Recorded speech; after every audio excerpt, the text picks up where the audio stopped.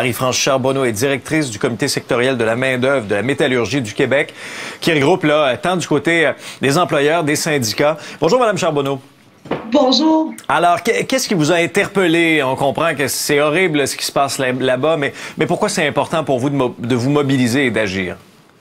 Ben parce qu'on ne peut pas rester insensible devant la situation qu'on voit, qu'on observe à l'heure actuelle en Ukraine. Et puis, on ne peut pas faire autrement que d'imaginer que ça pourrait nous arriver à nous aussi. Alors, quand on se transpose et qu'on fait un petit peu preuve là, d'imagination, on se dit que si c'était notre cas, on aimerait pouvoir avoir retrouvé rapidement le cours d'une vie normale.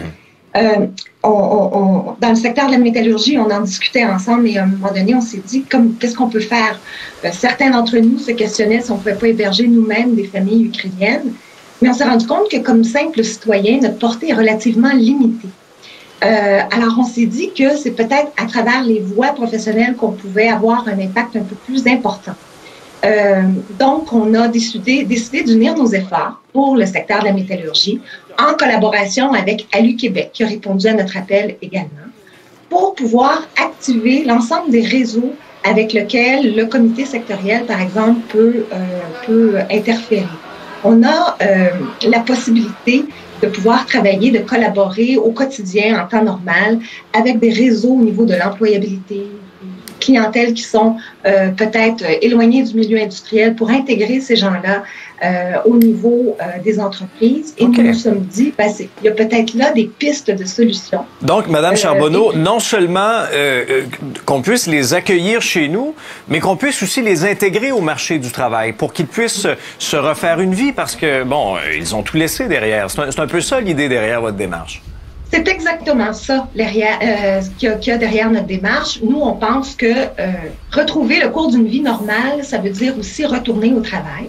Maintenant, il y a des conditions pour ça, il y a des préalables pour ça. Il faut que les gens puissent, au départ, pouvoir sécuriser un petit peu, se trouver un logement, trouver des garderies dans certains cas, passer par la francisation, bien sûr, aussi évaluer les compétences et voir quels sont les éléments qui manquent pour pouvoir constituer, là, pour pouvoir travailler dans un secteur qui va permettre probablement de pouvoir retrouver, que ce soit temporairement ou de façon permanente, un cours de vie normal et qui vont pouvoir leur procurer à eux aussi une qualité de vie. Un processus qui risque de prendre du temps. Vous l'avez dit, s'assurer que tout se fait bien. D'abord, il faut que les gens puissent arriver ici. Processus de francisation. Vous vous engagez à rester un partenaire, le même dans quelques mois, quelques années, avec combien d'emplois que vous pouvez offrir? Bien, écoutez, la première chose que je souhaite dire et mentionner, ce n'est pas parce qu'on veut absolument intégrer les gens dans le secteur de la métallurgie, c'est d'abord un élan de solidarité. On a plusieurs emplois à combler, que ce soit dans le secteur de la métallurgie ou dans d'autres secteurs d'activité, on le sait. Mais oui, nous nous engageons à pouvoir contribuer avec l'ensemble des partenaires. Et aujourd'hui, là, je tiens à spécifier que c'est le début d'une démarche. Et c'est cet appel de solidarité-là qu'on souhaite faire auprès des différents partenaires pour qu'on puisse justement développer le réseau précis pour qu'ils puissent venir être bien accueillis ici. Très bien. Bien, souhaitons que votre appel soit lancé, Mme Charbonneau. Merci de nous avoir parlé ce matin. Merci beaucoup. Au revoir.